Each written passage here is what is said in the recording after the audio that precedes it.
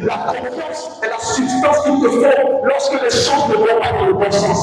Ce n'est pas la peine de regarder aux choses. J'ai dit, ce qui nous intéresse dans ce royaume, ce n'est pas qui est pour nous. Ce qui nous intéresse dans ce royaume, c'est qui est avec nous, qui est pour nous. Tu ne regardes pas la montagne, mais c'est peut-être à celui qui a la capacité de parler la ça ne regarde pas le problème, mais je regarde à celui qui en voit qui a la capacité de résoudre le problème. C'est parce que tu regardes avec tes yeux que la chose est grande, mais quand tu regardes avec tes yeux de Dieu, tu verras la chose petite. Comment tu regardes les choses? Comment tu regardes les choses? Comment regardes-tu les choses? David a regardé, il a commencé à sourire. Il a commencé à sourire. Quand tu regardes la situation avec les yeux de Dieu, au lieu du problème, tu vois l'opportunité. Donc pour changer une situation de crise en une opportunité, il faut juste regarder avec les yeux de Dieu. Il a dit à Moïse, dis-leur, Exode 14, tous ceux qui voient les méchants, ils ne les reverront plus jamais. Il dit, dis-leur, plus de murmures, plus de tumulte, ne soyez pas lamentés. Il dit, dis-leur, ceux qu'ils voyaient, ils ne les reverront plus jamais. Et c'est cette parole prophétique que je libère, que j'actionne sur la vie. Cette situation compliquée vous avez occupée, cette situation difficile vous avez mis à terre, de la part du Seigneur qui ne la reverra plus jamais. Donc, un meilleur amen reçoit cette parole. Tu ne la reverras plus jamais. On ne se prendra plus de toi.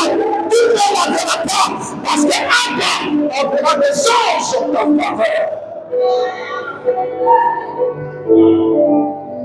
J'ai déjà donné instruction à mes anges vous concernant, qui vous prennent entre les mains, entre les creux de leurs mains, de sorte que vos pieds ne heurtent contre une pierre. C'est pourquoi je dis, quand tu as accès à la parole et à la révélation de la parole, la substance qui sort de ta marche avec Dieu, c'est la certitude, c'est la confiance. Et les gens ne comprennent pas, mais tu vis à partir de la parole de Dieu. Tu ne prends pas tes informations à partir de la mémoire de la Côte. Tu ne prends pas tes informations à partir de tes états. Tu ne prends pas tes informations, des innovations et là, mais tu prends des informations basées sur Abba. Abba dit, quelles que soient les situations qui se lèveront, ne sois calme parce que je suis là. Ne sois pas calme parce qu'il n'y a rien. Ne sois calme parce que je suis là. Ne sois pas calme parce qu'il ne plaît pas. Ne sois calme parce qu'il m'a fait la pluie. Tant que je suis là, je peux pas regarder la pluie. Tant que je suis là, bien, ne soyez pas bien. Je peux parler à la tempête. Le problème, ce n'est pas la tempête. Le problème, c'est comment c'est toi. Parce que celui qui est en moi, celui qui est dans la barre, a la capacité en une fraction de seconde de dire à la tempête arrête. La tempête est obligée d'arrêter.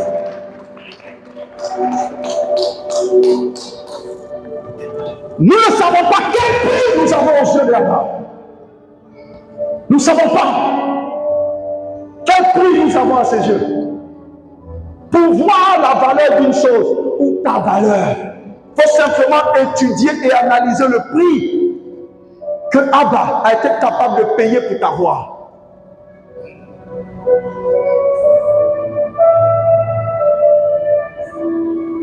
Les gens peuvent te dire tout ce qu'ils te disent, mais à ses yeux, tu as du prix. Parce que le prix de ta vie, c'est la mort de Dieu.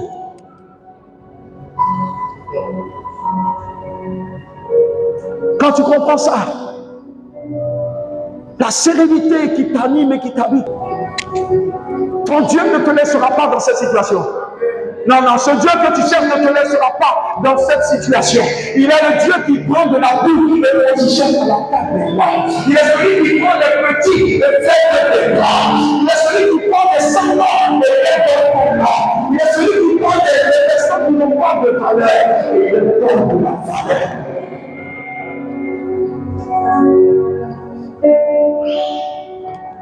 Alléluia. Et lui, c'est Abba, notre Père. J'ai enseigné pendant quelques temps et à la fin, nous avons prié et notre Père va nous visiter. Mais avant d'y aller, je voudrais honorer tous les pères. Alléluia. Je voudrais demander à une dame, le plus souvent, elles ont quand même pas mal de jours, elles sont célébrées. Je voudrais qu'une dame puisse m'aider à honorer un papa à côté. Alléluia. Un papa plein ou un papa potentiel. Alléluia. Un papa plein.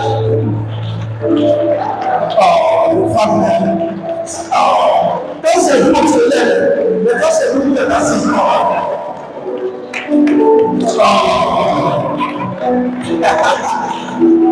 C'est là mon papa. Donnez-le-nous un papa.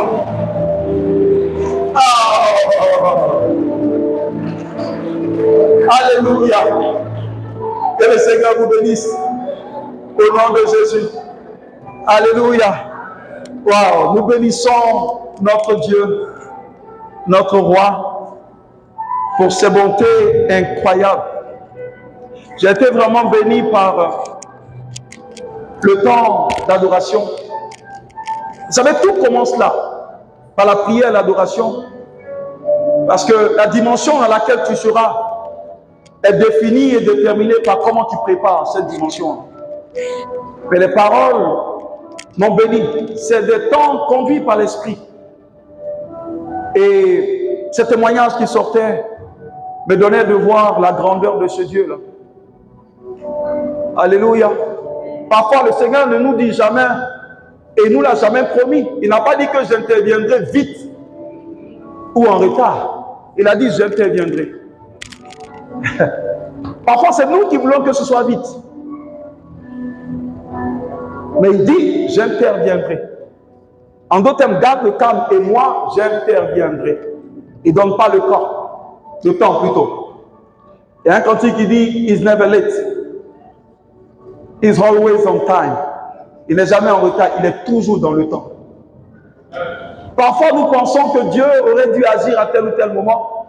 Mais quand la grâce arrive à un certain moment, à l'intérieur de nous-mêmes, nous sommes convaincus que c'était le bon temps. Et on est déjà convaincus que si ça venait avant, c'était pas bon. La seule chose que je veux créer dans le cœur de quelqu'un, c'est de faire confiance en ce Dieu qui est vivant, qui est réel, qui n'est pas une émotion, qui n'est pas une fable. Il est une réalité qu'il faut expérimenter. C'est pourquoi le centre de mon message sera toujours chercher à avoir cette expérience avec Christ. Parce que la délivrance se trouve dans l'expérience avec Dieu. La prospérité se trouve dans l'expérience avec Dieu. Daniel chapitre 11, verset 32, nous indique les temps dans lesquels nous sommes. Et il dit, en ces temps de la fin là, ceux qui connaîtront leur Dieu sont ceux qui feront des exploits. Alléluia. Donc ça veut dire que la condition pour faire des exploits dans cette saison réside dans notre capacité à connaître notre Dieu. À le connaître de manière expérientielle. Une sœur de Boaké m'a écrit hier, elle voulait comprendre ce passage, et elle m'a dit, mais est-ce que ça veut dire que ceux qui n'ont pas notre Dieu, parce qu'ils sont affermis dans leur Dieu, feront des exploits? Je lui ai dit, bien sûr, parce que la Bible n'a pas dit ceux qui croiront en Jésus-Christ. La Bible dit ceux qui connaîtront leur Dieu. Ça veut dire, si ton Dieu n'est pas Christ, que tu le connais, par la connaissance de ce Dieu que tu as, tu feras des exploits. Mais vous savez, les dieux ne sont pas pareils. Et même en termes de dimension, les dieux ne sont pas pareils. Mais lorsque ces personnes se retrouveront devant ton Dieu à toi, c'est là où la force de ton Dieu prouvera sa supériorité sur eux. Mais nous voyons tout ce qui se passe dans le monde. Ils ont des dieux qui ne sont pas nos dieux. Mais nous voyons les performances qu'ils accomplissent. Mais quand ils se retrouveront devant nous, ça sera comme Dagon s'est retrouvé devant l'arche de l'Éternel. Vous savez, tant qu'ils sont seuls, ils peuvent prospérer. Mais lorsqu'ils rencontrent, écoutez, Dagon n'a pas subi l'épée d'un homme. Dagon s'est retrouvé dans l'atmosphère de Elohim. Personne n'a vu ce qui s'est passé. Mais Dagon s'est prosterné. Vous savez, ce qui anéantit, c'est la présence que tu transformes. C'est la présence que tu transformes. Dagon a fléchi genoux devant l'arche de l'Éternel, qui est le symbole de la présence de Dieu. Il n'y a rien de tel qu'une personne qui transporte Dieu. Il y a même une personne qui héberge Dieu. Parce que quand on lit les Écritures, on se rend compte que nous n'avons pas été faits pour nous-mêmes. Nous avons été faits pour héberger Dieu. Nous avons été faits pour être la maison de Dieu. Ça a été le dessein de Dieu pour nous. Alléluia. Ça a été le dessein, le programme et le plan de Dieu pour nous. Ceux qui connaîtront leur Dieu. C'est le connaître de manière expérientielle. Si le Dieu que tu sers est le Dieu de quelqu'un d'autre, ça veut dire que tu ne le connais pas. Parce que quand tu commences à le connaître et à l'expérimenter, il deviendra ton Dieu. Donc, tant que ce Dieu n'est pas devenu ton Dieu à toi, en termes d'accomplissement, tu seras un peu bancal quelque part. Parce que tant qu'il ne devient pas ton Dieu, il y a des choses qu'il ne fera jamais avec toi. Il peut faire descendre le feu avec Élie, parce que c'est l'objet de leur alliance. Mais toi, le feu ne peut pas descendre avec toi. Pourquoi? Parce qu'il n'a pas cette même alliance avec toi. C'est pourquoi nous devons tous le chercher et le trouver. Quelqu'un a dit dans le livre d'Exode, il dit personne ne peut voir Dieu, sinon si tu vois Dieu, tu vas mourir. En fait, ce n'était pas le message de Dieu. Ce n'était pas ce que Abba voulait dire. Ça a été traduit d'une autre manière. Quand tu le vois, tu deviens comme lui. Parce que personne ne peut voir son père et puis mourir. Au contraire, quand tu vois ton père, tu deviens comme lui. Et c'est ce que 2 Corinthiens 3, 18 a dit. Il a dit, puisque nous le contemplons à visage découvert, nous sommes transformés en la même nature, de gloire en gloire. Pour ceux qui étaient là jeudi, je vous ai dit que c'est un avantage pour nous que d'avoir ce Dieu-là comme notre Père. Dans la dynamique de la prière que nous avons engagée, si vous vous adressez à ce Dieu-là comme Elohim, comme Dieu, vous allez vous priver de beaucoup de choses. Et ça sera un peu compliqué d'avoir certaines choses que vous voulez de Dieu. La stratégie pour vous de vous adresser à lui doit être cette stratégie où il est votre Père. Et lorsque vous lisez les Écritures, vous allez vous rendre compte que les Juifs eux-mêmes, ceux de l'ancienne alliance, ils n'avaient pas ce privilège d'appeler Elohim Père. Il était éternel pour eux, il était Elohim pour eux, il était El Shaddai pour eux, mais il n'était pas encore Père. Donc ça rendait la relation beaucoup plus compliquée et complexe. Il était un Dieu éloigné. C'est pourquoi ils avaient tous peur de lui. Un enfant n'a pas peur de son père. Ils avaient tous peur de lui. Pourquoi? Parce qu'il ne s'était pas révélé à eux comme étant Abba. La révélation de Abba est venue par Jésus. C'est lui qui est venu nous présenter son Père. Parce que la Bible dit qu'il est le reflet, il est l'image visible du Dieu invisible. Et c'est Jésus qui, dans ses propos, tenait toujours ces mots en disant Père, notre Père, notre Père.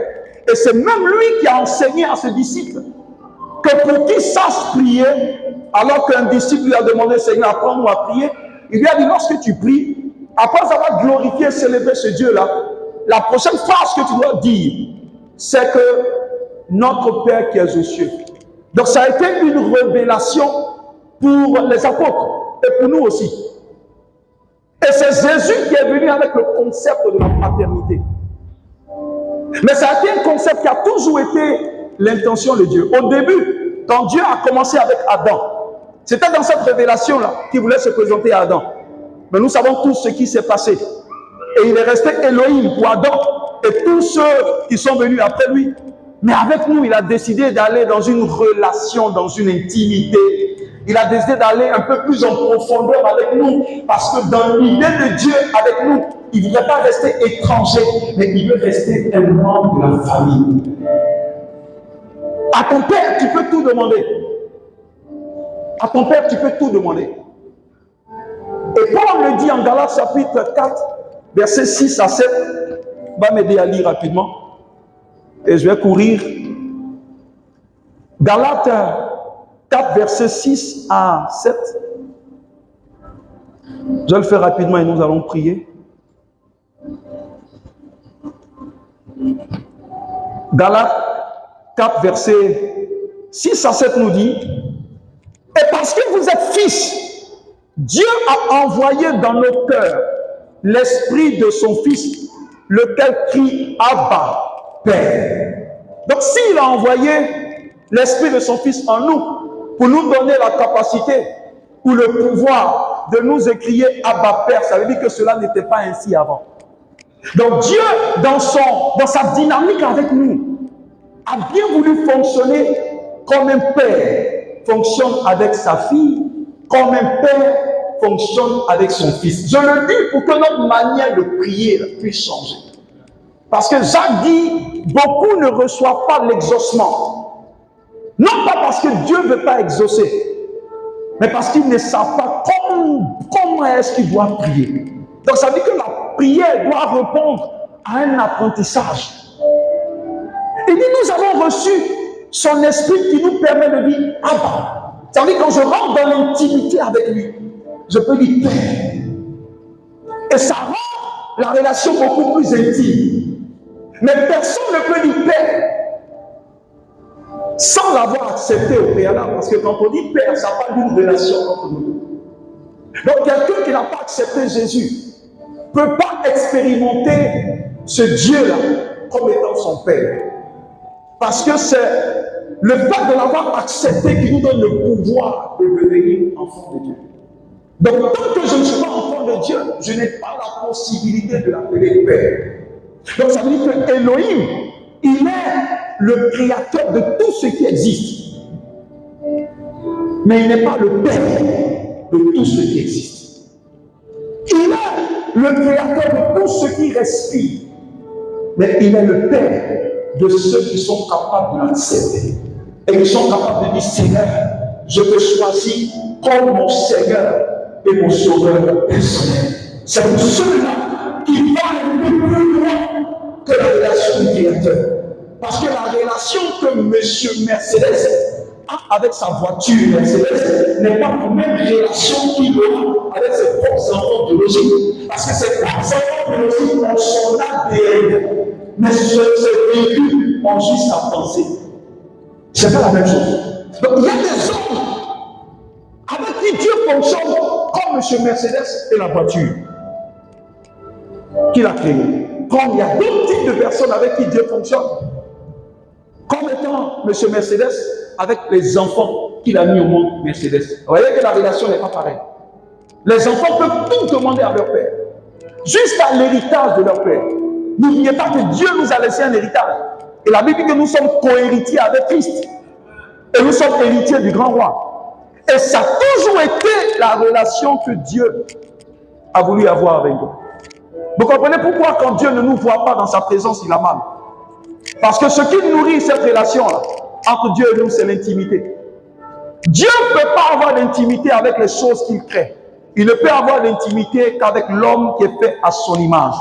Vous savez pourquoi? Parce que quelle que soit la ressemblance d'un babouin avec un homme, aucun homme ne peut le prendre comme si c'était un homme. Alléluia. Gloire à Jésus. Parce que tu ne peux partager l'amour qu'avec un être de la même essence que toi. Alors que Dieu n'a pas de l'amour, mais il est amour. Et ce qui caractérise l'amour, c'est que l'amour doit se partager.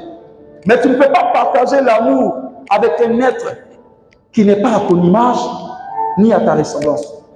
Donc voyez, le jour où Dieu ne nous voit pas, il est malheureux. C'est ça l'objectif de l'adorer. Nous sommes faits pour lui faire plaisir. Nous sommes faits pour l'adorer. Parce que l'amour a besoin de donner et de recevoir en retour. C'est pourquoi il a tellement aimé qu'il a donné. Et tout ce qu'il attend de nous, parce qu'il nous a donné le premier, c'est qu'on lui redonne ce qu'il nous a donné. Ça dit l'amour. Alléluia. Ça veut dire, à compter de cet après-midi, l'information que j'ai pour toi, c'est que Abba a décidé de fonctionner avec toi comme un père véritable fonctionne avec son enfant. Il a dit, je ne resterai plus silencieux à leur pays. Je ne resterai plus silencieux à leur lamentation. Je ne resterai plus silencieux à leur problème. De même qu'un père physique entend les cris des enfants et court à la rescousse de l'enfant. Il dit, tel sera mon fonctionnement à compter de cet après-midi. Vous voyez que je l'ai dit, amen. Alléluia. Et c'est un avantage pour nous. Parce que ça a toujours été le programme de Dieu. Ça a toujours été le projet de Dieu. Et il est le premier père par excellence parce que c'est lui qui a pensé à la notion de la paternité. Pourquoi il a fait? Parce que, vous savez, ceux que Dieu désigne comme père sont les pivots ou sont les leviers de la stabilité d'une nation. Pas seulement des hommes, mais des pères. Parce que c'est possible d'être un homme sans être un père. Et être un père, c'est pas seulement mettre quelqu'un au monde. Non, c'est plus que ça. Quand on va développer, vous allez comprendre. Mais je dis, Dieu a toujours voulu confier son gouvernement, son agenda à des pères.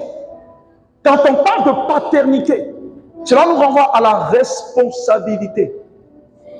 Je regardais un documentaire un jour où j'ai vu aux États-Unis, c'était dans des prisons, il y avait un fort taux de délinquants qui étaient en prison et un test a été fait sur eux tous.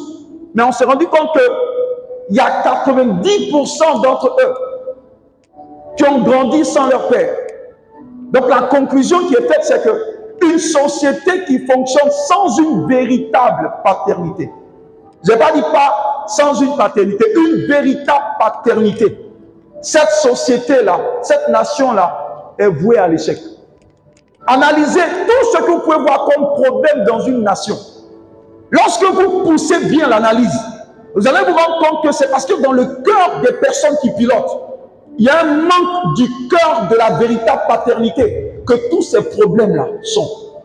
Quand vous prenez le taux de délinquance, on peut renvoyer cela au manque d'une véritable paternité. Alléluia. Quand vous voyez même les gestions de nos nations, ça peut aller également jusqu'à ce niveau-là, le cœur du véritable père. Parce que vous saurez tout à l'heure ce que fait un vrai père. Il protège, il nourrit, il s'en occupe et il a soin jusqu'à ce que la personne devienne quelqu'un.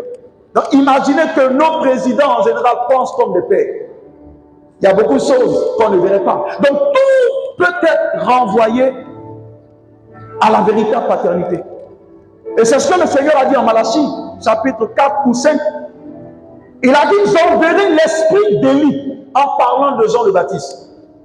Il dit, son rôle sera de ramener le cœur des pères vers les fils et le cœur des fils vers les pères. Tout en notant que fils ici, c'est y compris homme et femme. Alléluia. Donc il dit, si ce n'est pas ainsi, suivez la suite, il dit, je viendrai frapper le pays des perdus. En tant que là où la véritable paternité n'est pas exercée, Dieu frappe ce lieu, comme il a dit, d'interdit. Ça veut dire quoi? La nature elle-même commence à juger. Vous savez, la vie récompense. Depuis Genèse 8, 28, la Bible dit que tout ce qui est semé est moissonné. La vie elle-même récompense des individus à des moments donnés. Parce que tout ce qu'on sème nous revient d'une certaine manière. La véritable paternité a toujours été la clé de Dieu pour la stabilité et pour l'équilibre des vies dans une société et dans une maison. Et en ce jour de la fête des pères, il était important qu'on puisse redéfinir ce concept-là. Parce qu'il y a beaucoup d'abus par moment. Beaucoup d'abus à ce niveau qui fait que nous avons besoin de revenir à cela parce que l'honneur qui est dû dans cette dimension-là est une source de bénédiction pour chacun d'entre nous. Et je vais commencer par le premier père parce que chaque être humain, chaque homme qui marche sur la terre a au moins 4 pères, au moins 4, il y en a plus, au moins 4 pères que je voudrais citer à cause du temps, je vais aller très vite. Et le premier que je voudrais citer, c'est Abba, le véritable juste. Alléluia. Il est le premier que je voudrais citer, et en ce jour, il devrait être le premier à être honoré. Alléluia.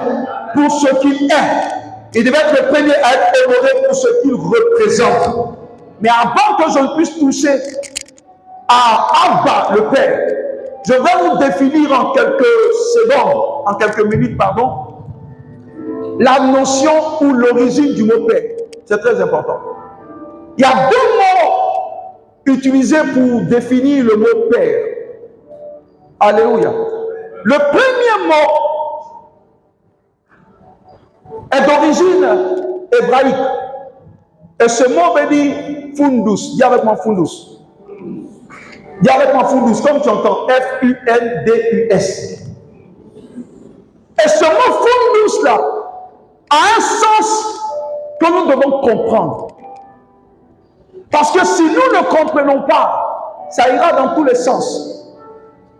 Alléluia. Le mot fundus définit le Père comme étant la source d'une réalité. C'est-à-dire c'est lui qui a mis au monde cette réalité. Il est l'origine de cette réalité. Nous savons tous que Dieu est l'origine de tout ce qui existe.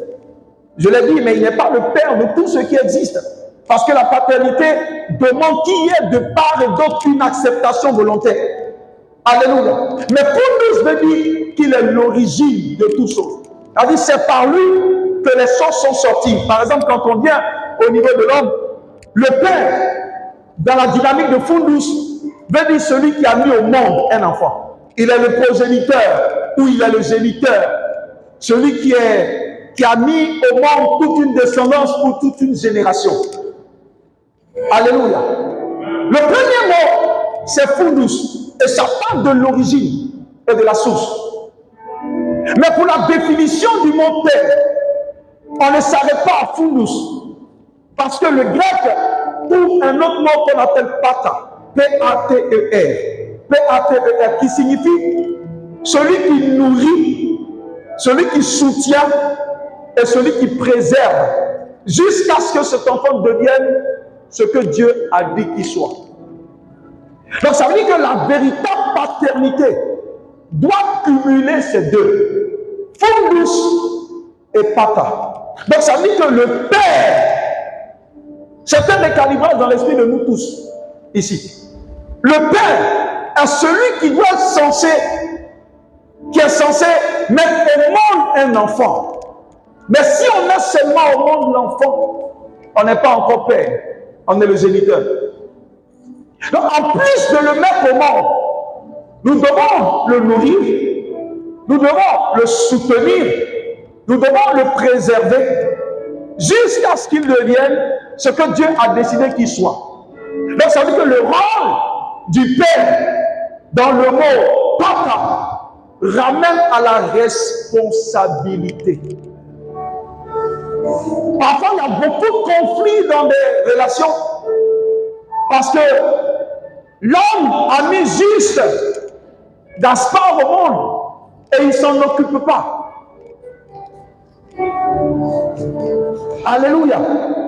Il ne s'en occupe pas et il se proclame Père. Parfois, il y a des conflits qui font que tout ce qui grandit, c'est je suis son Père. Non, on n'est pas encore Père.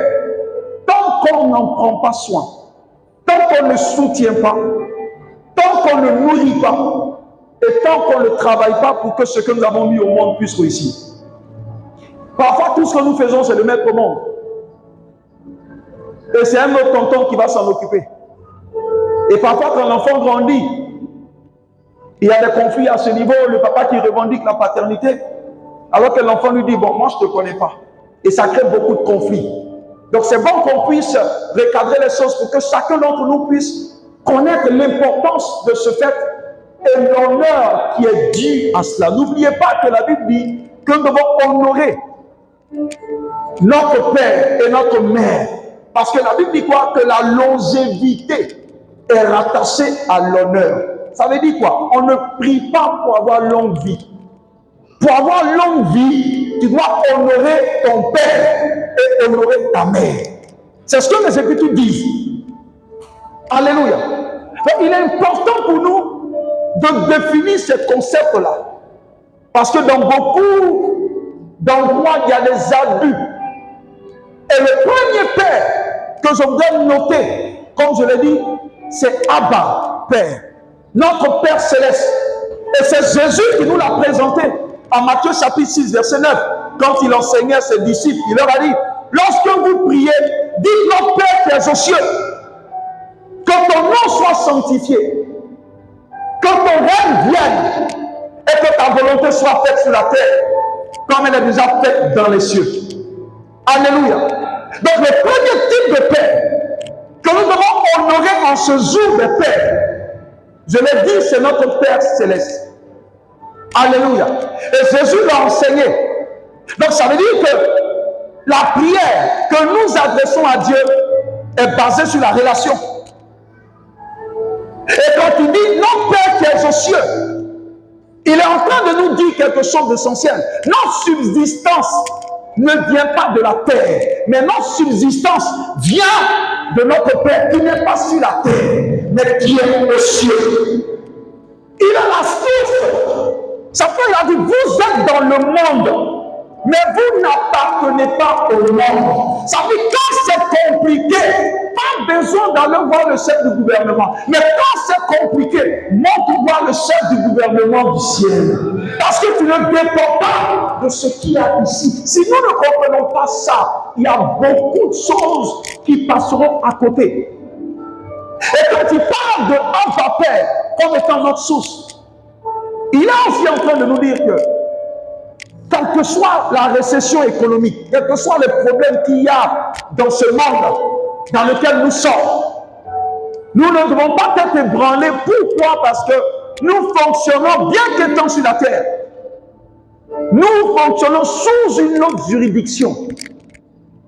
Ça prend la Bible parle d'ambassade.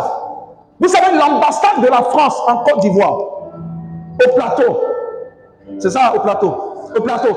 Quand vous arrivez dans l'ambassade, vous n'êtes plus en Côte d'Ivoire, bien qu'étant en Côte d'Ivoire. C'est pourquoi quand il y a souvent certains conflits, certaines personnes rentrent à l'ambassade et puis on ne peut plus les attraper.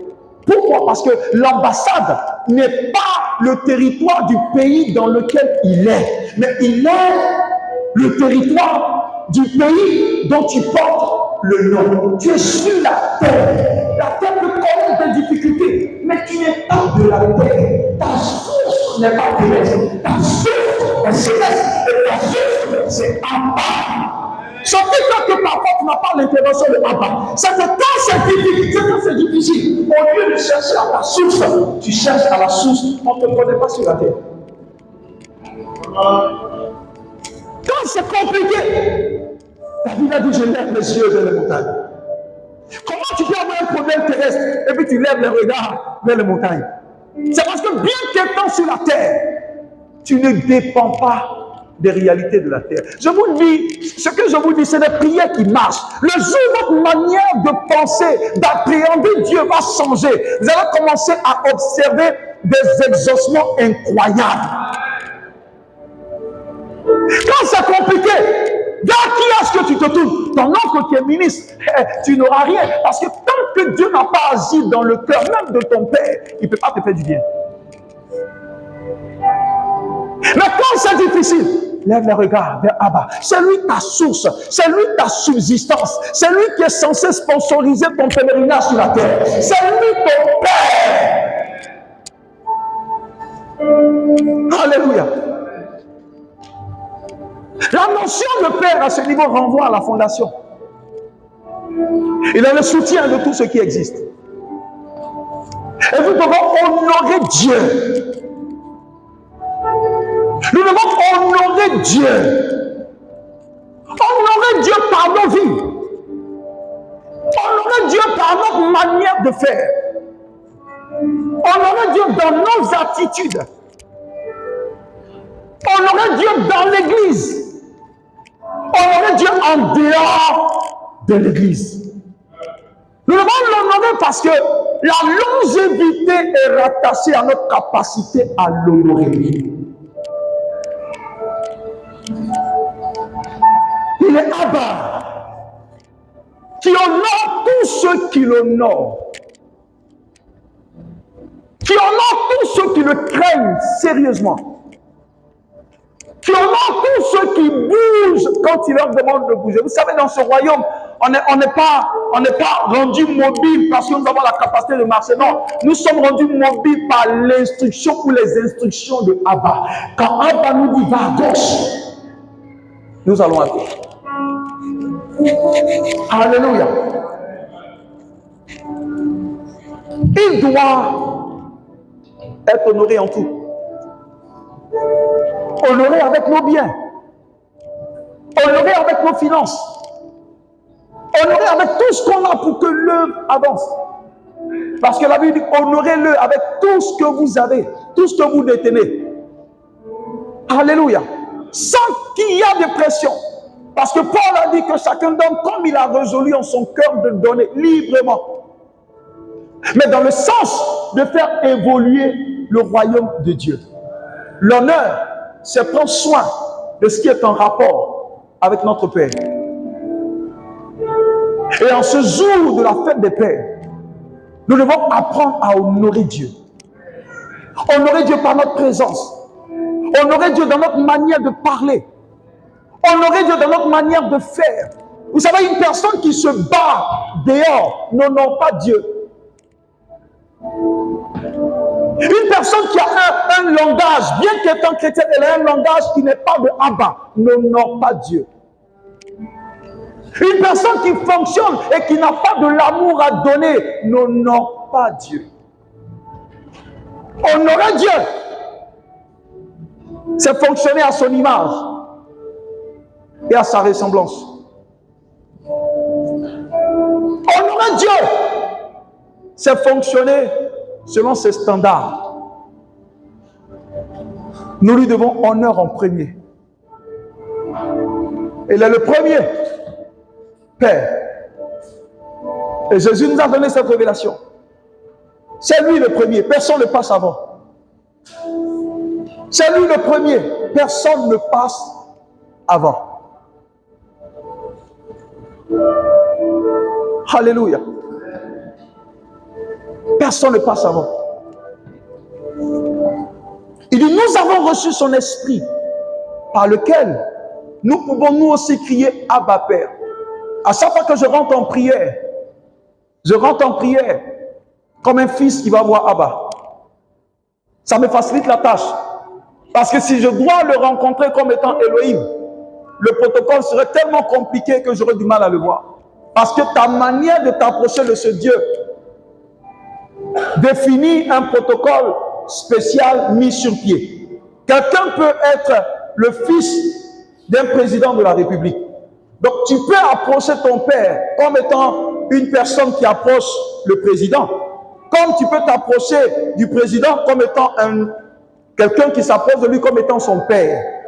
Donc si tu veux t'approcher de lui en tant que président, tu devras passer au secrétariat, déposer un courrier et suivre le protocole avant de le rencontrer. Mais s'il est ton père, tu n'as même pas besoin d'être là où il travaille. Tu l'attends à la maison. Et quand il rentre à la maison, tu rentres dans sa chambre. Le fils peut s'asseoir sur le lit de son père, mettre la tête sur l'épaule, sur la poitrine de son père et tout lui demander. Alléluia. Apprenez à prier Dieu dans cette dimension et Dieu nous bénira. Le deuxième type de père, je vais courir, que je voudrais évoquer ce soir, c'est le père biologique. À ce niveau, il y a eu tellement de complications. Surtout, pas mal d'églises évangéliques ont fait en sorte que plusieurs soient séparés de leur famille. Vous savez, Dieu ne divise pas, Dieu sépare. La séparation a pour but de faire avancer les choses. Il a dit, mettez-moi à part Paul et Silas ou Barnabas pour une chose à laquelle je les appelle. Alléluia. Mais la division crée des problèmes. Et pour la plupart du temps, nos églises évangéliques ont fait beaucoup de dégâts à ce niveau. Parce qu'à chaque fois que tu arriveras dans une église, la première des choses qu'on te dira, c'est que ton père est sorcier. Ta mère est sorcière. Bon, moi, je n'ai pas de problème avec ça. Mais tout ce que je demande, c'est qu'on puisse avoir beaucoup de maturité. Alléluia. Et je vous l'ai dit, celui qui est contre nous n'est pas ce qui est important. Mais qui est avec nous est ce qui est important. J'aurai le temps d'enseigner sur le véritable chrétien.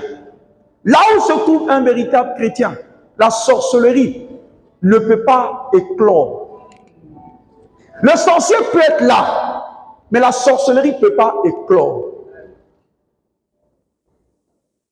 Donc ça veut dire que le problème, je l'ai dit et je réitère, le problème n'est jamais l'obscurité, mais le problème est l'absence de lumière. Le problème n'est jamais le diable, mais c'est l'absence de révélation et de lumière.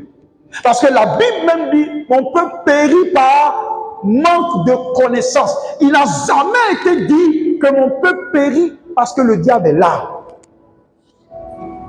C'est peut-être nous les chrétiens qui nous occupons de lui, mais Jésus ne s'était jamais occupé de lui.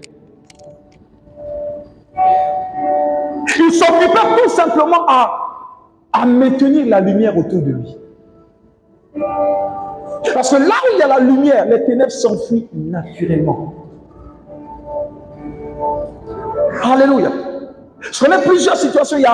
L'année passée, il y a une dame qui était venue nous voir un jour. Elle disait qu'elle est venue, elle a commencé à m'acculer, à m'accuser.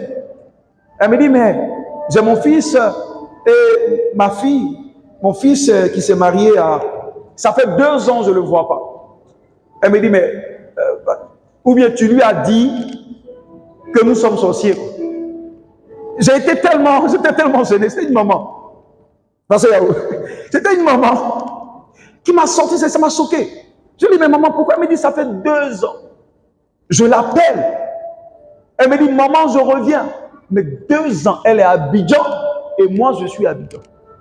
Elle dit, vous, on vous connaît. C'est pourquoi j'ai décidé de venir te voir.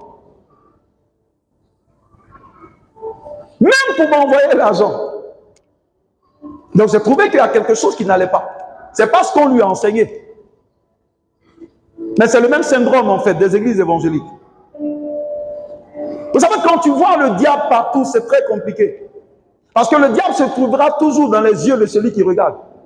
Vous savez, la gloire aussi se trouve toujours dans les yeux de celui qui regarde. Alléluia. Donc je ne sais pas ce qui s'est passé, mais ses parents biologiques étaient dans un état compliqué alors qu'elle a une très bonne situation sociale. Moi, j'appelle ça l'hypocrisie. Parce que dans la maison, tu ne peux pas être méchant et puis dehors, tu es bon. Mais en même temps, je les comprends. Là où il n'y a pas la lumière de Dieu, tu es dans les ténèbres. Les ténèbres, ce n'est pas le noir, c'est l'absence de lumière, l'absence de la connaissance. Peut-être qu'elle ne sait pas que ce qu'elle fait était. Vous savez, parfois, comme je dis parfois, le plus souvent, l'argent du diable travaille pour lui dans la vie de beaucoup de chrétiens. Je vous l'explique. Vous savez, il y a des gens qui ont beaucoup d'argent. Donc, ils n'ont pas le temps même d'aller travailler, ils placent leur argent, placement. Et puis, il est à la maison et son argent produit pour lui. C'est ce que souvent le diable fait dans beaucoup de nos églises. C'est-à-dire, il n'est pas là, mais son argent travaille pour lui. Ça veut dire quoi? Il n'est pas responsable parfois de certaines choses.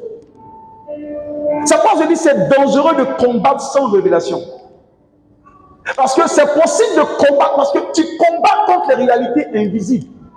Donc si c'est invisible, ça veut dire que tu n'es même pas sûr qu'il y a quelque chose. Donc imagine que tu sois en train de battre le vent. Au dernier jour, le Seigneur te montre ton fil. Et tu te rends compte qu'en réalité, il n'y avait rien devant toi. Donc tu te battais juste dans le vide. Mais le fait de ne pas honorer tes parents, c'est déjà une porte de blocage. Le diable n'a même pas besoin d'intervenir. Tu as juste payé par la vie et par la désobéissance à la parole de Dieu. C'est bon d'honorer son père spirituel. C'est bon d'honorer les pasteurs qui sont à l'église. Mais écoute-moi bien, si ton père et ta mère ne t'avaient pas mis au monde, le pasteur n'allait pas manger ta dîme.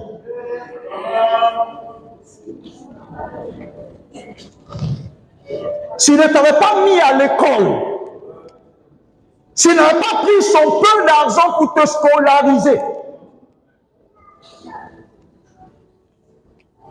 Nous, les hommes de Dieu, on ne serait même pas en train de mettre la main sur toi.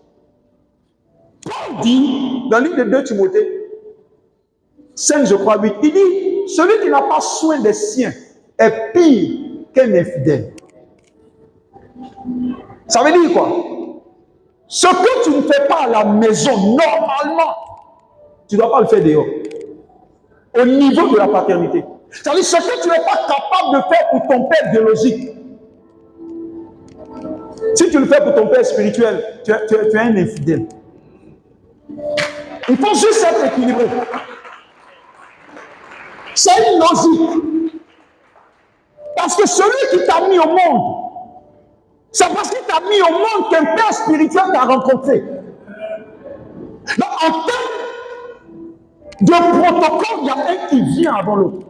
Je sais que souvent, quand on enseigne, on dit le spirituel est supérieur. Ça, c'est ce que nous tous nous disons souvent quand on veut. Voilà. C'est vrai que le spirituel, mais en termes de ce qui vient avant, le père biologique est aussi un instrument spirituel que Dieu utilise pour mettre l'enfant au monde. Donc, nous, en tant qu'enfants, nous devons honorer ces parents que Dieu nous donne. Honorer ton père biologique pour ne pas l'honorer plus tôt et honorer d'autres personnes dehors. Tu brises un principe.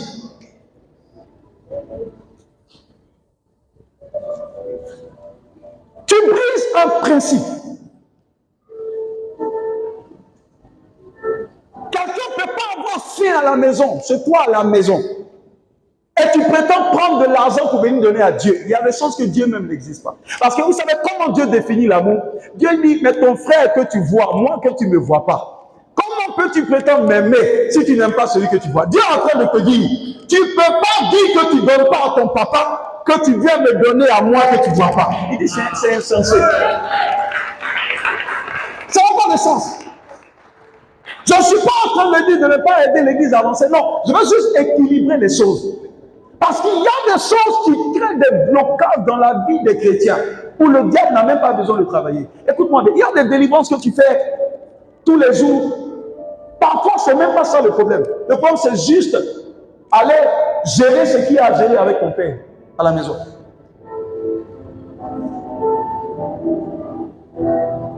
C'est pourquoi après ce rendez-vous-là, partout il y a un problème avec ton père biologique, il faut le régler.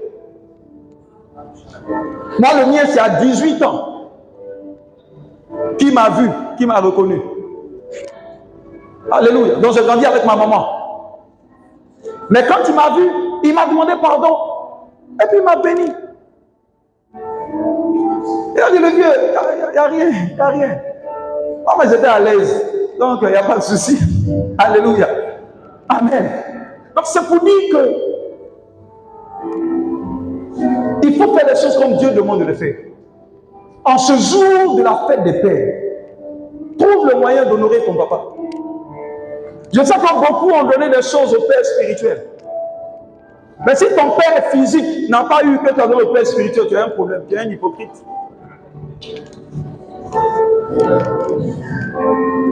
Même si c'est à moi que tu as donné, et puis tu n'as pas encore donné à ton papa, c'est un problème, il faut que tu corriges ça.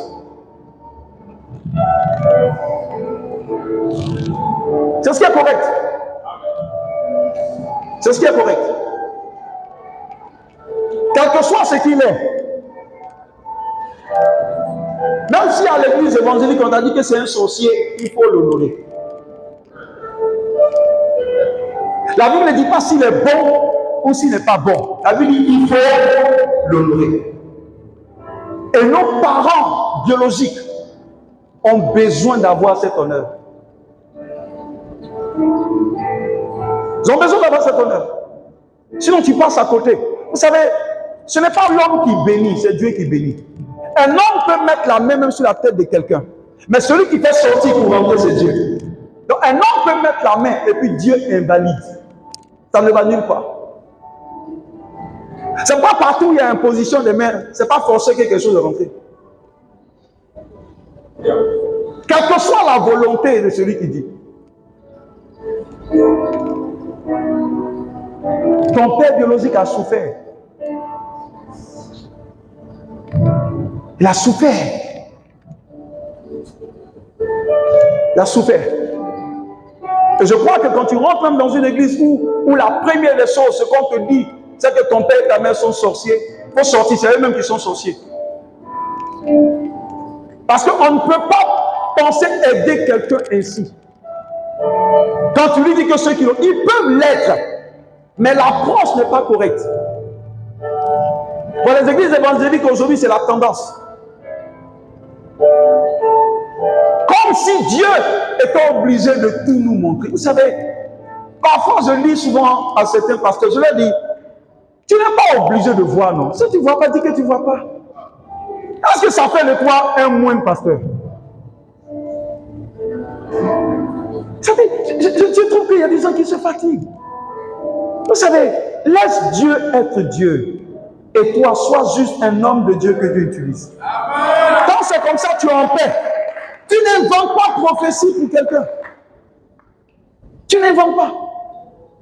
Parce que quand tu veux voir tous les jours, alors que Dieu même ne te montre pas tous les jours, tu commences à fabriquer les choses.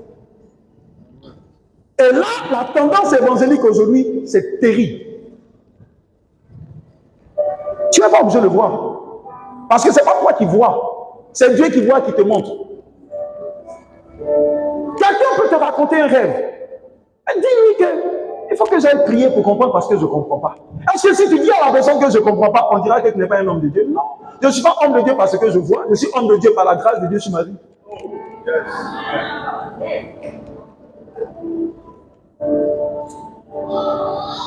Sinon, tu vas fabriquer des prophéties.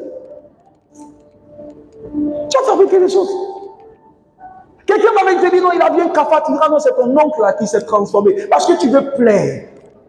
Sans savoir que par tout ce qu'on dira, on sera condamné. Vous savez qu'il y a des anges qui se maintiennent juste autour du peuple de Dieu. Et leur rôle, c'est de noter tout ce que tu dis et tout ce que tu n'as pas dit. Donc tu t'imagines un pasteur menteur. Tu ne vois pas dire, je ne vois pas. Il faut tout voir. Tous les rêves, tu as explication. Tous les rêves, tu as explication. Faites très attention à ce type d'homme de Dieu que vous rencontrez. Tu as la réponse à tout. Parce que même Dieu, par moment, il se tait. C'est pourquoi je dis Dieu parle peu, mais il répond beaucoup. Dieu n'est pas bavard. Un homme de Dieu bavard est dangereux.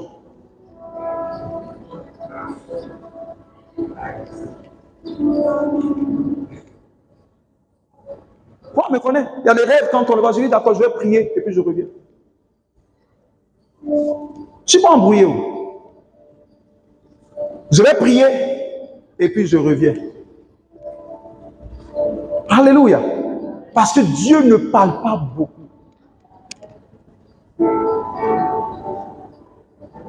Alléluia. Donc les parents biologiques ont besoin d'être honorés. Surtout en cette période.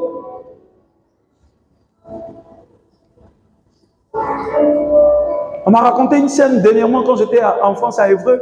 C'était une sœur, une dame, qui pendant plus d'1 an et demi a été enlevée par son pasteur, c'est ça, enlevée.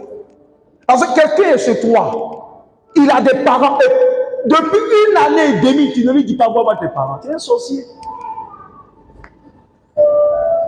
Parce que quand tu baises quelqu'un, tu dois savoir comment où ses parents sont. Et de temps en temps, il faut conseiller la personne adéquatement pour lui dire, mais va voir tes parents, il faut les saluer, fais tant. Mais pendant plus d'1 an. Et sa mère m'appelle, elle se plaint pour dire, mais elle ne comprend pas. C'est quel type de pasteur? C'est sa maman qui se plaint. Donc nous aussi, là, on prête trop le flanc, en fait. Tu peux l'aider à renouer les choses avec ses parents. Parce que l'honneur à ce niveau-là,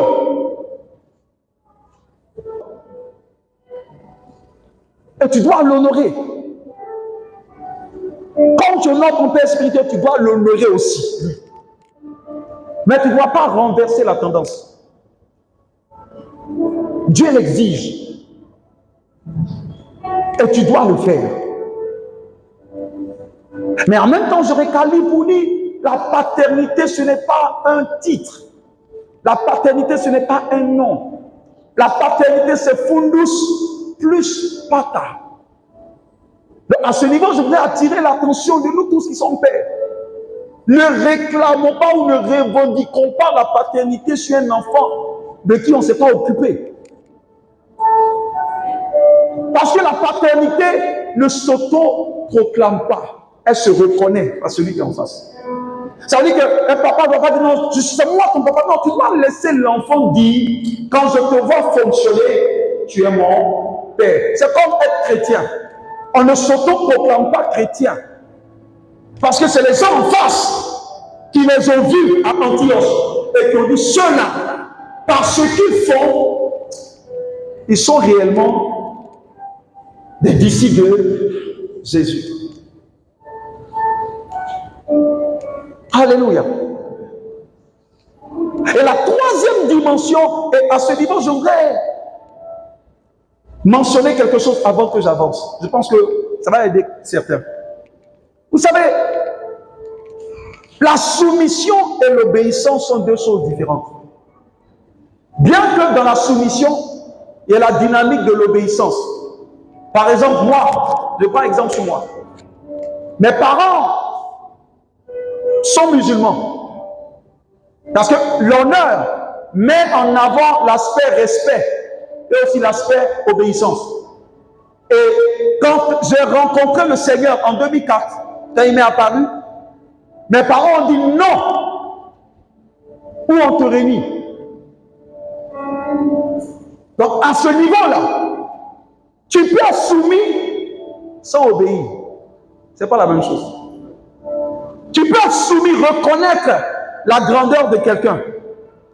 Mais ce que Dieu a dit est supérieur. Parce que n'oubliez jamais, l'honneur va toujours à l'autorité supérieure. Je récalibre pour que vous compreniez. Ça veut dire que l'honneur va toujours à l'autorité supérieure. Qu'est-ce que ça veut dire à ce deuxième niveau? Ça veut dire, si Dieu t'a dit quelque chose, et que ton père te dit quelque chose, à ce niveau-là, tu es soumis, mais tu n'obéis pas. Parce que ton obéissance totale va à l'autorité supérieure. Parce que Dieu est le Père de tous et il est supérieur à tous. Est-ce que quelqu'un comprend? Parce qu'il y a des gens qui, à cause de la parole de Dieu, à cause de l'évangile, ou à cause de l'œuvre de Dieu, ont été obligés d'avoir certaines attitudes. Mais que tout se fasse dans le respect. Moi, ma mère, elle m'a poursuivi. Je pense qu'elle est décédée même avec cette colère. Tant que je ne reviens pas dans l'islam, je ne suis plus son fils. Bon, je bénis le Seigneur pour ça. Je ne suis pas revenu, mais chaque mois, quand j'envoyais quelque chose, on ne me renvoyait pas. Amen. Alléluia. Bon, tu ne me veux pas, mais bon. Amen. Gloire à Jésus. Donc, c'est important de comprendre parce qu'à ce niveau-là, il y a beaucoup de... Et le troisième, c'est le Père spirituel. Votre responsabilité consiste à l'honorer. Parce que à ce niveau, il y a plusieurs... Quand vous lisez l'apôtre Paul, qui parle de la paternité, quand il parle de Timothée, à ce niveau, il y a beaucoup de débats. Paul parle à Timothée, il lui dit, à mon fils que j'ai engendré dans la foi. Il dit, pour qui je travaille dur, pour qui je travaille en esprit, jusqu'à ce que Christ soit formé en lui. Parce que tu peux me trouver le passage. Donc l'apôtre Paul est celui qui nous a introduit la notion de la paternité spirituelle. Alléluia. Parce que lui était relié directement à Jésus, même les apôtres. Mais il parle à Timothée, il lui dit, je t'ai engendré et j'ai labouré pour que Christ soit formé en vous. Donc ça veut dire que la véritable notion de la paternité, comme je l'ai dit, par Foulous et Pata, c'est celui qui a engendré et qui a travaillé pour que Christ soit formé en l'enfant. Je le dis parce qu'il y a beaucoup d'abus, surtout en Afrique, au niveau de la paternité spirituelle, qui par moment pour moi est devenu une forme de sorcellerie. Ça, je peux le dire ouvertement. Parce que c'est devenu un moyen d'oppression du peuple de Dieu, alors que ce n'était pas l'intention de Dieu. Parce que c'est une notion qui est beaucoup plus pratiquée en Afrique qu'en Europe. Quand vous prenez les pères de la foi, les Kenneth Hagin et autres, ce n'est pas une notion qu'ils ont dans leur culture. C'est beaucoup plus en Afrique que ce concept est né il n'y a pas longtemps. Parce que quand vous prenez même nos pères des églises assemblées de Dieu, vous allez voir que ce n'est pas un concept qu'ils utilisent. Donc c'est venu il y a peut-être 20-25 ans avec la nouvelle dynamique d'église évangélique. Et ça a viré, ça a pris une autre direction. Et c'est devenu maintenant un moyen assez compliqué. Et plusieurs vies ont été détruites juste par cette relation. Qui est une bonne relation. Mais quand elle est faite correctement selon le standard de Dieu. Paul a dit, je t'ai engendré et j'ai travaillé pour que Jésus soit formé en vous. Quelqu'un connaît l'apôtre Joshua Selman? L'apôtre Joshua Selman. Il racontait un témoignage à ce niveau où il parlait de la paternité. Il estime, il croit que la paternité en Afrique, c'est une forme de sorcellerie. Il dit, c'est pourquoi lui a décidé de fonctionner sans père spirituel. Joshua Selman, ce qu'il accomplit aujourd'hui, il est connu mondialement, interplanétairement. Ce qu'il accomplit, il le fait sans avoir un père sur lui. Mais il honore tous les pères. Parce qu'il dit qu'il a grandi dans une partie du nord du Nigeria où ce concept-là n'était pas dans l'église. Il n'a pas fait de dire mon père spirituel. Chacun doit chercher Dieu. Parce que la notion du père spirituel en Afrique, comme j'ai dit, c'est devenu un moyen pour empêcher le fils de connaître Dieu. Ça se présente comme étant celui qui se met à la porte entre Dieu et toi. Toi, il faut rester là-bas. Lui va chercher Dieu pour te donner. Alors que la conception, quand tu prends dans son fond, ça peut être bon, mais quand c'est bien fait. Mais malheureusement, ça crée beaucoup de dégâts. Ça crée beaucoup de maux que de bien. Alléluia. Paul a dit, je t'ai engendré. Donc le père spirituel doit être celui qui a engendré quelqu'un. Et celui qui a travaillé pour que Christ soit formé en lui. Joshua Selman, il continuait pour dire qu'un jour, il y a un doyen qui l'appelait mon fils. Il lui a dit, non, je ne suis pas ton fils, parce que tu n'as mis aucun investissement en moi. Donc, ne m'appelle pas ton fils. Donc, ça veut dire que c'est une notion importante. Tu ne peux pas être père si tu n'as pas engendré quelqu'un. Donc, je dis ça pour situer les choses, parce que c'est pas parce qu'on ne parle pas qu'on est idiot. C'est juste l'honneur et le respect. Il dit, je t'ai engendré. Ça veut dire que c'est pas moi que tu as connu Jésus. Beaucoup diront que c'est le Père de la foi qui est différent de... Vous savez, ce qui fait la dangerosité de la parole, c'est que tout ce que tu veux soutenir comme idée, si tu rentres dans la Bible, tu peux trouver la théologie qu'il faut pour justifier ton idéologie. Les gens bénissent le mariage des gays avec la Bible. Où ils trouvent ça? Ça veut dire que quand les gens s'approchent des Écritures avec une idée qui va être imposée, ils vont trouver le passage, ils vont tourner ça pour que ça aille dans leur sens. Non, ce n'est pas à nous de tourner la Bible dans leur sens, mais c'est à nous de nous appliquer à ce que la Bible a dit. Parce que dans la Bible, il n'y a pas peur, dans la foi, il n'y a pas tout ça. Donc ça vient d'où? Non. On dira figure paternelle, c'est vrai. Mais tout ça, c'est les inventions des hommes. Ce que la Bible dit, c'est ce qu'il faut mentionner. C'est ce qui est important. Paul a dit, je t'ai engendré. Parce que pour être père, il faut avoir été le fundus et le pata. Donc quelqu'un peut t'appeler même par abus de langage, mais tu dois être conscient de ta position. C'est un honneur peut-être qu'on te donne, mais tu dois toi-même par la connaissance de cette notion comprendre tes limites ou ton approche vis-à-vis de ça. Donc c'est fundus et puis pata. Donc celui qui t'a mis au monde, qui t'a permis de connaître le Seigneur et qui a travaillé tous les jours, qui te forme pour que Christ soit formé en toi. Donc un père spirituel, tout comme le père biologique, tu dois être capable de le voir à tout moment. Tu dois être capable de parler avec lui. Parce que je l'ai dit, la relation entre Abba et nous, c'est une intimité. C'est une relation où tu dois parler constamment comme ton père à la maison. Alléluia. Donc beaucoup sont ici et à ce niveau, il y a beaucoup de soucis. Ils te diront qu'ils ont le père ici et autres. C'est pas nous, on l'appelle mentor. Alléluia. Parce qu'une relation entre un père et un fils se vit au jour le jour. C'est une bonne relation quand elle est bien conduite. Ce n'est pas un moyen pour opprimer ou pour empêcher l'autre de parler. Sinon, ça ne devient plus une relation de père à fils, mais ça devient une relation de maître à esclave. Là où on dit tu n'as pas ton mot à dire, mais là je ne suis plus dans une posture de père et fils, je suis dans une posture d'un bourreau qui oppresse ou qui veut asservir. Et ça a créé beaucoup de dégâts, beaucoup de problèmes. Parce qu'un fils ou une fille doit pouvoir te voir, doit pouvoir échanger avec toi. Et tu dois pouvoir bâtir Christ en elle, jusqu'à ce que la personne devienne ce que Christ dit, avant de t'auto-proclamer paix sur la vie de cette personne. Il y a trop d'abus dans notre continent en général. Il y a trop d'abus à ce niveau. Et c'est la chose qui ont besoin d'être corrigée. Mais la Bible dit, tu dois aussi l'honorer. C'est pas même aujourd'hui, j'ai fait une story où j'ai honoré. Tu l'honores pas parce qu'on te fait du bien ou pas. Tu l'honores parce que tu dois le faire.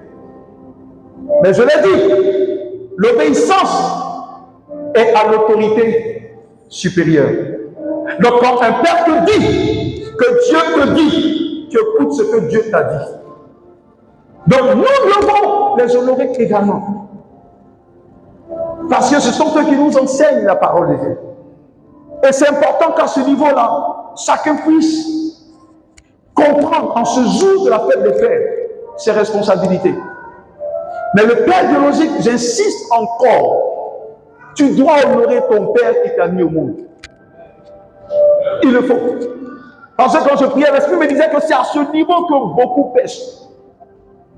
Parce que le fait de ne pas donner là-bas, ou honorer, même si tu honores ton père spirituel, ça n'aboutira pas. Le plus souvent, on dit non, mais quand ton père biologique te maudit, le père spirituel peut enlever. Mais ce n'est pas toujours vrai. N'oubliez pas que c'est la malédiction sans cause. Si tu n'honores pas le Dieu, il a dit une parole, ton père spirituel peut te changer. Parce que Dieu est dans sa parole. Donc c'est une journée pour vous, pour honorer les parents biologiques. Appelez papa, ils sont au village, appelez-les. Si vous avez des présents à leur apporter, apportez-leur ces présents. C'est notre responsabilité que de le faire. Alléluia. Et le quatrième et dernier, à cause du temps que je voudrais voir, ils sont le plus souvent lésés, mais c'est très important, parce que la Bible en parle. Vous savez, moi je n'aime pas mentionner ce que la Bible n'a pas dit. Parce que la théologie, quand vous prenez le concept de la théologie peut être un problème dans l'église contemporaine. Parce que la théologie, c'est le point de vue de l'homme sur ce que Dieu a dit.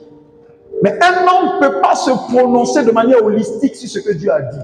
Si Dieu ne t'a pas révélé, que tu veux analyser ce que Dieu a dit, tu as fait beaucoup de dégâts.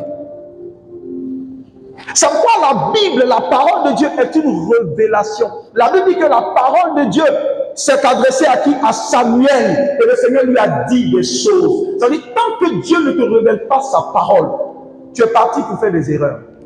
Alors que la théologie, c'est, si vous voulez, le fruit de l'analyse de l'homme sur Dieu. Donc il y a beaucoup de choses qui ont été introduites, mais que Dieu ne connaît pas.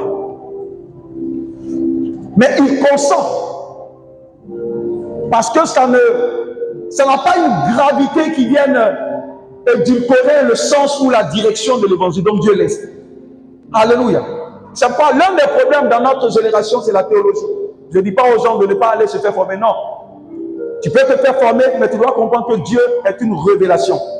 Parce que Isaïe venait dire que la parole de Dieu, la Bible, a été donnée aux personnes qui ont étudié. On leur a dit de lire. Ils ont lu, mais ils disent qu'ils ne comprennent pas. Comment quelqu'un qui allait à l'école peut lire et puis dit qu'il ne comprend pas? On donne le même livre à quelqu'un qui n'est pas allé à l'école. La personne dit, je ne comprends pas. Donc ça veut dire que ce n'est pas savoir lire la Bible qui te permet de comprendre la Bible. Mais c'est la lumière, l'illumination que Abba te donne de la parole qui te donne de savoir la vérité. Parce que quand on lit tout ça, on se rend compte que Pierre n'avait pas fait des bons. Mais la révélation de lui sur sa vie était tellement fraîche que Pierre aujourd'hui nous a laissé les églises. Donc c'est Dieu avec nous qui nous permet de faire des espoirs sur lui. Et le dernier type de père que je voudrais voir, c'est le beau-père. Est-ce que quelqu'un beau-père ici? Les beaux-pères, souvent on est lésés. Hein?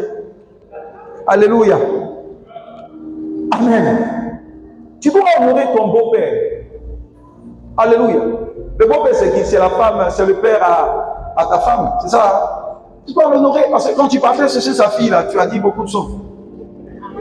Alléluia. Vous savez pourquoi? Vous savez, celui qui a aidé Moïse dans sa marche avec Dieu, c'était son beau-père. Les beaux-pères ont un rôle très important dans notre marche. Parce que parfois, la Bible dit qu'il ne convient pas à celui qui marche de guider ses pas. Parfois, tu peux être en train de marcher, mais c'est quelqu'un qui est loin, qui voit quelque chose devant, qui dit, ah, fais attention. Le beau-père a un rôle capital dans ta vie. Et tu dois l'honorer. Moïse a fendu la mer rouge en deux. Moïse a fait des exploits. Moïse a fait des miracles extraordinaires. Mais il ne savait pas comment diriger ce que Dieu lui a dit. Donc tu peux faire tout ça avec Dieu et ne pas avoir l'intelligence spirituelle. Jéthro était un comien. Il pouvait dire, mais toi aussi, quand Dieu me parle, toi tu es qui? Moi je parle à Dieu. Toi comien, tu vas me dire quoi? Pour être homme de Dieu, il faut être humble. Parce que Dieu est même capable de parler à un âne pour te dire quelque chose. Donc c'est ta sensibilité et ton humilité qui te permettra de distinguer la voix de Dieu dans ce que tu entends. Il a écouté le commandement. Et il allait vers Dieu. Il dit, mais Seigneur, regarde ce que Jéthro a dit. Dieu dit, fais ce que Jéthro a dit. Il n'a pas dit non, comme les sorciers, ce qui me dit. Non. Les prophètes ont un rôle important. Pourquoi Dieu a envoyé Jéthro le beau pour aider Moïse? Ton aide peut venir parfois de là où tu ne sais même pas. Ça va être le bon père, à cause de sa fille que tu as. Il est condamné à travailler pour que ta vie avance. Parce que si ta vie avance, sa fille aussi sera à l'aise. Tu dois l'honorer. Il ne faut pas dire non, tu as eu le produit, c'est fini. Elle est la dernière fois qu'ils sont allés voir le beau. Ils ne s'en souviennent même pas. Tous, quelquefois, ils disent la dernière fois que tu allais voir le beau, c'était quand. Bon, quand tu vois le beau aussi, tu vois la belle. Demande-lui quand est-ce que tu allais voir le beau. Alléluia. Il a eu le produit, donc il va. Alléluia. Donc, notre responsabilité consiste à honorer tous ces pères-là